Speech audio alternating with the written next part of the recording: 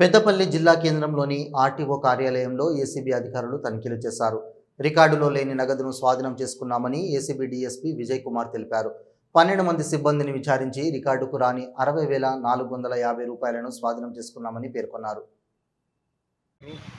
ఎంబీఐస్ ఇద్దరు ఎంబీఐస్ ఏఎంబీఐ గారు అండ్ మొత్తం total 12 staff that includes office staff and constables home guards కూడా ఉన్నారు.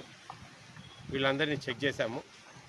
ఇంకా 6 ఏజెంట్స్, 2 డ్రైవర్స్ వాళ్ళని కూడా కస్టడీలో తీసుకొని వెరిఫై చేస్తున్నాము.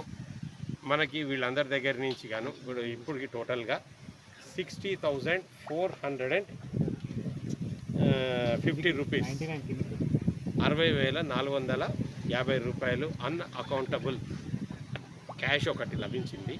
దీని మీద మేము దర్యాప్తు చేస్తున్నాము. ఇదంతా కూడా మొత్తం స్టేట్ వైడ్గా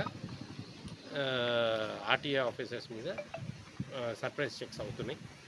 దాంట్లో భాగంగా మన Karimnagar anti corruption bureau range వాళ్ళు ఈరోజు పెద్దపల్లిలో చేయడం జరిగింది. వెహికల్స్ ఏం సీజ్ చేయలేదండి, వెహికల్స్ ఏం లేవు. మనకి ఇంకా విచారిస్తున్నాము దీన్ని బట్టి మనం ఏజెంట్ల మీద ఏమైనా కేసు అయింది సార్? ఏజెంట్ల మీద ఎవరి మీద కేసు ఏం కాలేదండి. అంటే ఇప్పుడు ఎవరి మీద అధికారుల మీద కేసు మేము బుక్ చేయమండి.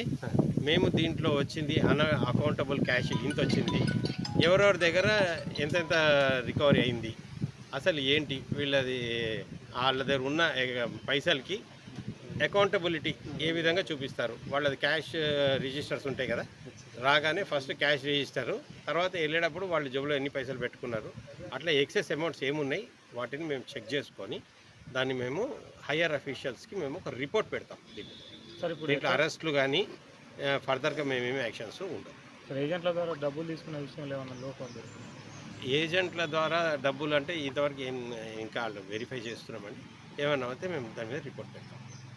ఏజెంట్ల సిస్టమ్ అవసరమే సార్. అంటే ఇప్పుడు ఆఫీసర్ల దగ్గర దొరికినాయా సార్ డబ్బులు, ఏజెంట్ల దగ్గర దొరికినాయా? ఇప్పుడు అందరి దగ్గర కలిపి ఉంటుందండి. మొత్తం టోటల్గా ఒక్కొక్కరి దగ్గర ఒక్కొక్క అమౌంట్ ఉంటుంది. మినిమం అమౌంట్స్ అన్ని ఇంత ఉంటాయి.